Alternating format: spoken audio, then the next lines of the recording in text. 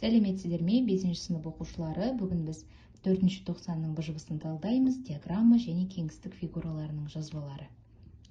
Осы бөлім бойынша бірінші есеп, сызба бойынша шеңбер элементтерінің атауларын анықтап кестені толтырыңыз. Шеңбердің элементтері, центрі, П нүктесі центрі деп аталады. П, У бізде ол радиусы, шеңбердің радиусы деп аталады. С-ті ол шеңбердің хордасы деп аталады, шеңбердің кез келген екі нүктесін қосатын кесінді. Және шеңбердің осы ең ұзын хордасы және центр арқылы өтетін хорданы біз радиус дейміз, ол QR. Ал WX бұл жерде жанама болып келеді. Сонда UP немесе YP бұл жерде радиус деп аталады. Қасына жазып қояйық. Радиус. QR бұл жерде диаметр болады. Ең ұзын хорда центр арқылы өтетін. П дегеніміз центр, шеңбердің центрі. Екінші есебі, кестедегі мәліметтерді пайдаланып дөңгелек диаграмма салыңыз. Бұл жерде шеңберді қолдануымыз керек, яғни дөңгелек саласыздар. Біздер бір толық айналым жасағанда 360 градус болатын білеміз.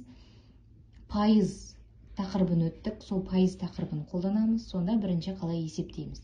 Әлем мұхиттарының ауданы берілген, 4 мұхиттың ауданы. Қосамыз төртеуін. 180 қосу 92, қосу 75, қосу 13. Барлығы 360 болады. Шамамен мен осылай шеңберімді салып қоятын болсам, бұл толық бұрыш, яғни толық бұрыш бізде 360-қа тең болады. Сонда 360 градусты бөлемін 360-қа 1. Әр қайсысы 1 градусты береді деген сөз. Сонда 180-ді көбейтемін 1 градусқа 180 градус. 92-ні көбейтемін 1 градусқа 92 градус. Дәл солай барлығын градусқа айналдырып аламын. Сонда менде қазір транспортер жоқ, шамамен салатын болам. Дөңгелек диаграмманы салу үшін міне бізге осы бұрыштық өлшемдер қажет болды. Немесе бұлай да алуға болады. 100% ретінде алуға болады.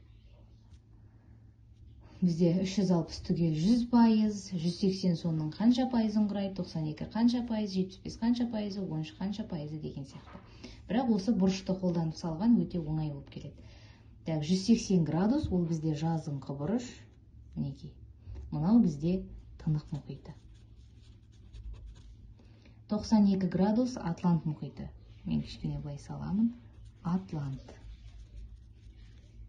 75 градус және 13 градус. Сіздерді салған кезде міндетті транспортермен өлшеп салыңыздар. Мен қазір шамамен саламын. Мынау менде үнді болсын. Мынау ең кішкентайы солтүстік мұзды мұхит. Жалпы дөңгелек диаграмманы салған кезде осылай есептеп аласыздар. Үшінші есептің А бөлімі берілген жазбаға сәйкес текшені таңдаңыз. Бұл жерде кеңістікте ойлау өте маңызды болып келеді. Яғни мінекей жазба берілген, жазбаны жинаған кезде мына фигуралардың қайсысы дұрыс болады. Мысалы, біріншісін қарайтын болсақ, егер мына бір жоғарыда тұратын болса, мына жерде, мұнда орналасқан болып келеді. Егер көз алдарыңызда жинап көрсеңіздер, мінекей, мына жер бізде мынаумен беттеседі. Сонда сызығымыз керісінше бұлай орналасу керек. Яғни бұл болмайды деген сөз. Келесі 2 нүктеміз, мінекей 3 нүктеміз және бұлай сызық. Мынаны қараймыз, мінекей. Бұлай орналасады, мына сызық тағы да бұлай кеткен. Ол бізде бұлай орналасу керек. Бұл да болмайды екен. Келесі үшіншісі. Міне 2 сызығымыз орналасқан. Міне бұлай тұр. Мынау бізде болады. Тағы да осы суретті салып, қиып алып, жинап көрсеңіздер болады. Мынау бізде бұлай тұр. Мінекей мынау және мынау тағы да келмейді. Сондықтан тек қана дұрыс жауабы үшіншісі болады. Келесі Б. Фигураны жинаған кезде Е нүктесімен беттесетін нүктелерді көрсетіңіз. Мына фигураны жинаймыз. Сонда Е нүктесі беттеседі. Міне бұлай жиналған кезде С-мен, С нүктесімен мынаны жинадық, мынаны бұлай жаптық, мынау бұлай тұрды.